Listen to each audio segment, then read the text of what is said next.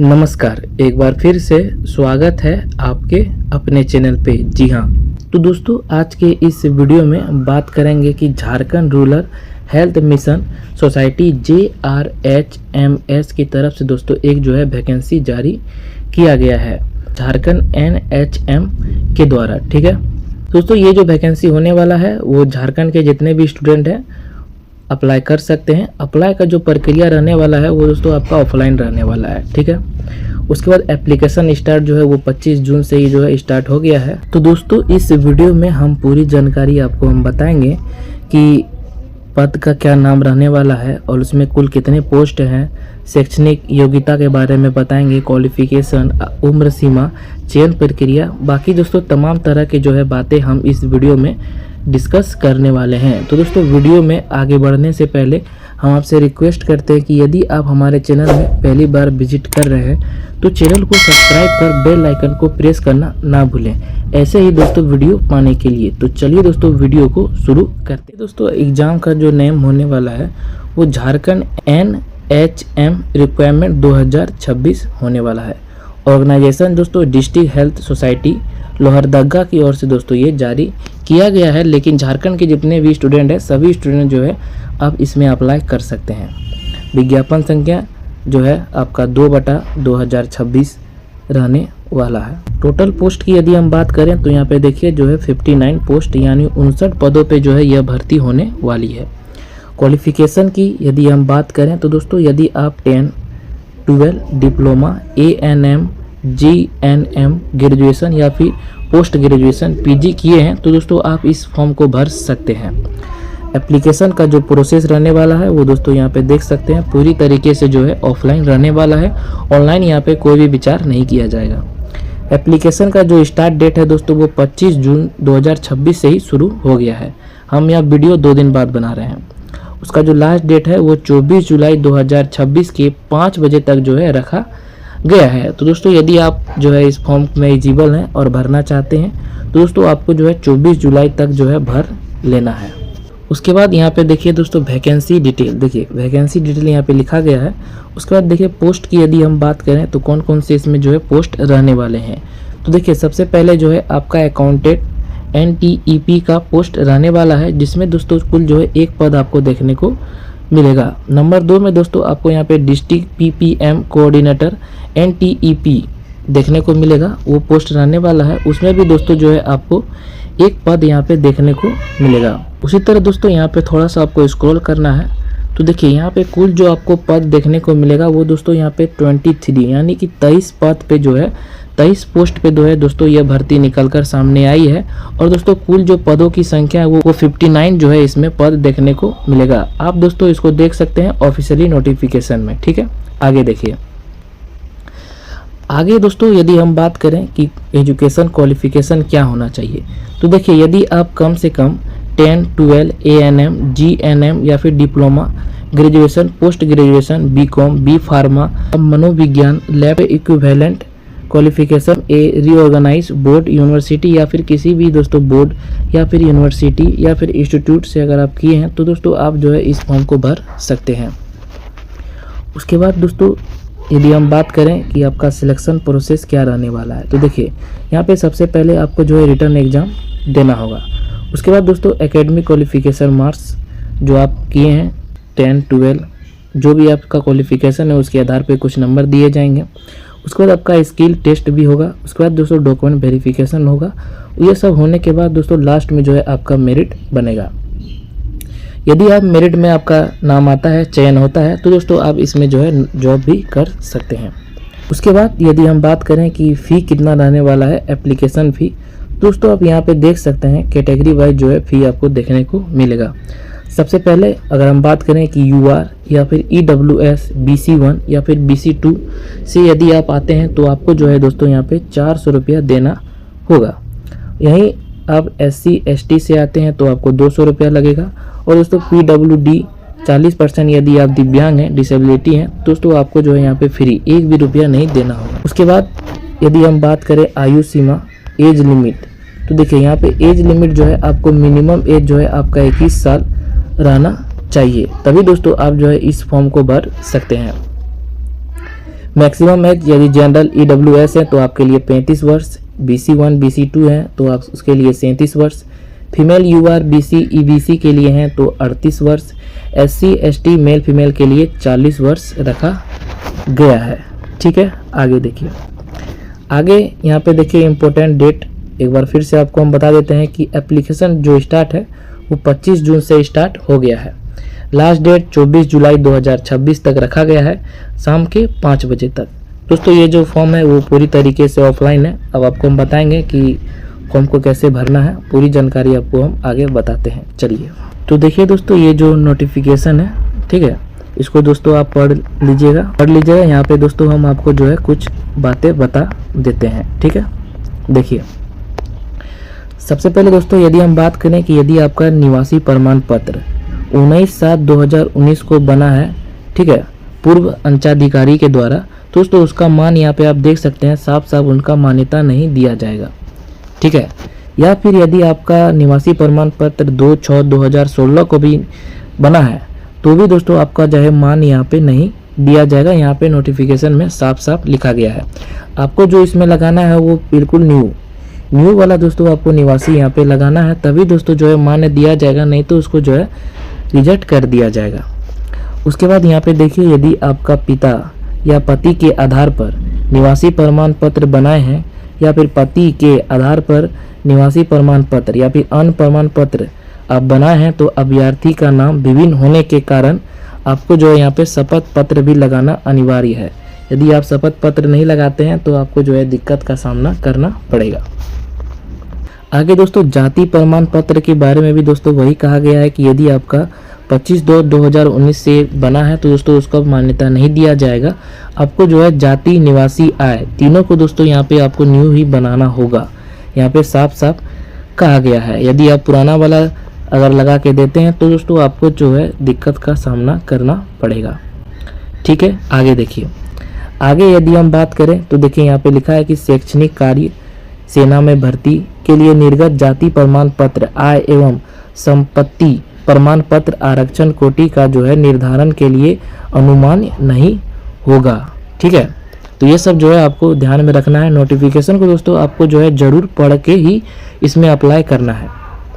उसके बाद यहाँ पे देखिए पिता के आधार पर भी अगर आप जाति प्रमाण पत्र बना है तो उसको भी जो है मान्यता यहाँ पे देखिए। उसके बाद यदि हम बात करें कि चयन प्रक्रिया क्या होने वाला है तो देखिए आपका जो है कुल नंबर जो आपका एग्जाम होगा वो 100 नंबर का जो है आपका एग्जाम होने वाला है। वहीं पे दोस्तों जिसमें लिखित परीक्षा जो है आपको 60 नंबर का जो है लिखित परीक्षा होगा। ठीक है, रिटर्न एग्जाम, और शेष 40 अंक जो है आपके शैक्षणिक एवं आपका एक्सपीरियंस के आधार पर दिया जाएगा। ठीक है, कुल मिला के जो है आपका 100 नंबर का एग्जाम होगा जिसमें से 60 नंबर लिखित होगा, 20 नंबर जो है आपके क्वालिफिकेशन जो आप डिग्री किए हैं, और 20 नंबर जो है आपके एक्सपीरियंस के आधार पर दिया जाएगा।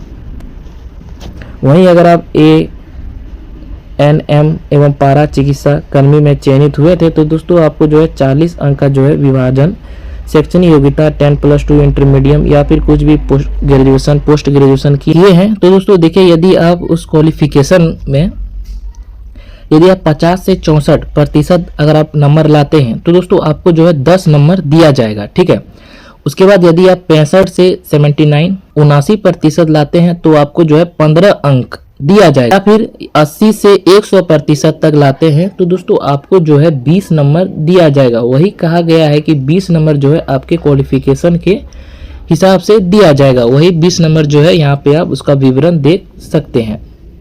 आगे यदि आप ANM किए हैं तो दोस्तों उसके आधार पर यदि आप 64 नंबर लाते हैं तो 10 नंबर और 65 आपको 15 नंबर। वहीं आप 80 से 100% के बीच लाते हैं तो आपको जो है 20 नंबर दिया जाएगा। तो वो आपके क्वालिफिकेशन के हिसाब से है, जिसका जितना क्वालिफिकेशन रहेगा उसी के आधार पर नंबर दिया जाएगा। उसके बाद गैर पैरामेडिकल पदों के लिए जो है 40 अंक का विभाजन शैक्षणिक हेतु 50 से 64% 10 अंक, 65 से 20 अंक, वहीं 80 से 100% 30 अंक एवं हायर एजुकेशन के लिए जो है आपको 10 नंबर दिया जाएगा। ठीक है, तो ये सब दोस्तों जो है आपका यहाँ पे विवरण है, आप इसको जो है एक बार पढ़ सकते हैं। उसके बाद यहाँ पे लिखा गया है कि लिखित परीक्षा एवं शैक्षणिक क्वालिफिकेशन परीक्षाओं में प्राप्त अंकों के आधार पर जो है आपका मेरिट लिस्ट तैयार किया जाएगा। उसके बाद चयन प्रक्रिया के आधार पर तैयार किए गए मेधावी सूची में से क्रम के अनुसार ही अभ्यर्थी को चयन किया जाएगा। यह जो मेगा सूची है वो 1 वर्ष के लिए वैलिड है। कहने का मतलब है 1 वर्ष ही जो है इसका मान्यता प्राप्त है। उसके बाद लिखित एग्जाम में जो है आपको 1 घंटे का समय दिया जाएगा। परीक्षा में सभी प्रश्न वस्तुनिष्ठ एवं बहुविकल्पीय उत्तर युक्त होंगे। ठीक है। उसके बाद यदि आप इस फॉर्म को देखिए, आवेदन जमा करने के लिए उपरांत किसी भी प्रकार की सूची जिला के वेबसाइट पर देखिए, यहाँ पे जो है lohardaga.nic.in के माध्यम से समय समय पर सूचित किया जाएगा। ठीक है, ये जो है उसका ऑफिशियल वेबसाइट रखा गया है। आगे देखिए, आवेदन करने की जो प्रक्रिया है चाहते हैं तो आपको जो है डाक या फिर स्पीड पोस्ट के माध्यम से जो है आपको समय के अंदर ही, ठीक है, जमा करना जो है उचित है। जमा आप कहाँ कीजिएगा, उसका जो एड्रेस है यहाँ पे देखिए, असैनिक शल्य चिकित्सक सह मुख्य चिकित्सा पदाधिकारी कार्यालय सदर अस्पताल परिसर पोस्ट प्लस जिला जो है लोहरदगा है, झारखंड, पिन कोड 835302। कहने का मतलब है कि इस पते पर जो है आपको स्पीड पोस्ट या फिर डाक के माध्यम से भेजना होगा। एड्रेस को एक बार और हम बता देते हैं, असैनिक शल्य चिकित्सा सह मुख्य चिकित्सा पदाधिकारी कार्यालय सदर अस्पताल परिसर पोस्ट जिला जो है लोहरदगा रहने वाला है, पिन कोड 835302। ठीक है। आगे देखिए, यदि आप आवेदन के साथ जो भी आप प्रमाण पत्र देंगे, शैक्षणिक योग्यता या फिर आधार कार्ड जो भी आप देंगे, उसमें जो है आवेदन का साइन आवेदन के साथ संकलन करना अनिवार्य है। कहने का मतलब है कि आपको जो है उसमें साइन करना अनिवार्य है। बाद में किसी भी प्रकार का प्रमाण पत्र जमा करने का मान्य नहीं है। जो भी आप प्रमाण पत्र जमा कीजिएगा वो जो आप फॉर्म को स्पीड पोस्ट के माध्यम से भेजिएगा या फिर डाक के, तभी जो है आपको उसमें अटैच करना है। आगे देखिए, आगे जो भी आपका जो शुल्क लगने वाला है वो बैंक के जो है ड्राफ्ट के माध्यम से जो है आपको लगाना है। ठीक है, ड्राफ्ट के माध्यम से ही आपको वहाँ पे करना है। ड्राफ्ट कहाँ मिलेगा, तो ड्राफ्ट जो है आपके बैंक में जाइएगा, वहाँ पे ड्राफ्ट आप बना लीजिएगा। बाद देखिए, परीक्षा शुल्क जो है नॉन रिफंडेबल होगा। मतलब किसी भी प्रकार से यदि आपका एग्जाम कैंसिल हो जाता है तो आपका जो शुल्क है वो घुमाया नहीं जाएगा। ठीक है। आगे देखिए कि निम्न सूचियाँ लिफाफे के ऊपर स्पष्ट रूप से अंकित करना आवश्यक होगा, अन्यथा आवेदन को जो है स्वीकार नहीं किया जाएगा। यदि आप देखिए, आप जो लिफाफा जो आप एप्लीकेशन भेजिएगा स्पीड पोस्ट के माध्यम से या फिर डाक के माध्यम से, जिसके भी माध्यम से अगर आप भेजिएगा तो आप उसमें जो है एक लिफाफा लीजिएगा। ठीक, उस लिफाफे के ऊपर में, ठीक है, बड़ा बड़ा अक्षर में आपको सबसे पहले लिखना है विज्ञापन संख्या। विज्ञापन संख्या जो है आपका 2/2026 आप नोटिफिकेशन में भी देख सकते हैं। उसके बाद आप जिस भी पद के लिए अप्लाई कर रहे हैं उस पद का जो कोड है वो नोटिफिकेशन में मिल जाएगा। पद का नाम और आप देखिए अभ्यर्थी का नाम, जो भी आपका नाम है और पता, 4 गो जो चीज़ है, सबसे पहले विज्ञापन संख्या, पद का कोड, पद का नाम और अपना नाम और पता लिफाफे के ऊपर में बड़े अक्षरों में साफ साफ जो है लिख दीजिएगा। अगर आप नहीं लिखते हैं तो आपका जो आवेदन है उसको रिजेक्ट कर दिया जाएगा, यहाँ पे कह दिया गया है। तो आप जो भी लिफाफा लीजिएगा थोड़ा बड़ा लीजिएगा और उसमें जो है आपको ये 4 बात जो है लिख देना है।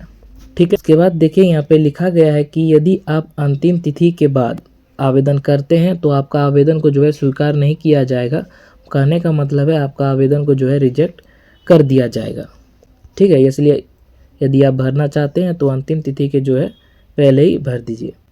उसके बाद लिखा है कि हाथों हाथ आवेदन पत्र कार्यालय में स्वीकार नहीं किया जाएगा तथा किसी अन्य कार्यालय में आवेदन जमा करने पर उनका आवेदन रिजेक्ट कर दिया जाएगा। इसमें कहने का मतलब यह है कि यदि आप आवेदन करना चाहते हैं तो आवेदन को जो है हाथों हाथ जमा नहीं लिया जाएगा, आपको डाक या फिर स्पीड पोस्ट के माध्यम से ही जमा करना अनिवार्य है। ठीक है। तो दोस्तों ये था नोटिफिकेशन। ठीक है, तो नोटिफिकेशन को आप डाउनलोड करना चाहते हैं तो आप हमारे टेलीग्राम चैनल से जो है डाउनलोड कर सकते हैं। टेलीग्राम चैनल का लिंक नीचे डिस्क्रिप्शन बॉक्स में दे दिया गया है, आप वहां से ज्वाइन होकर डाउनलोड कर सकते हैं।